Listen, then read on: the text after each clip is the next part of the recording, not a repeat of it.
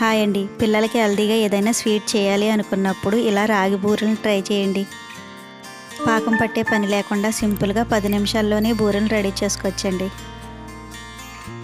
ఒక గిన్నెలో 1 కప్పు రాగి పిండిని వేసుకోండి. ఏ కప్పుతో అయితే రాగి పిండిని వేసుకుంటారో అదే కప్పుతో గోధుమ పిండిని వేసుకోండి.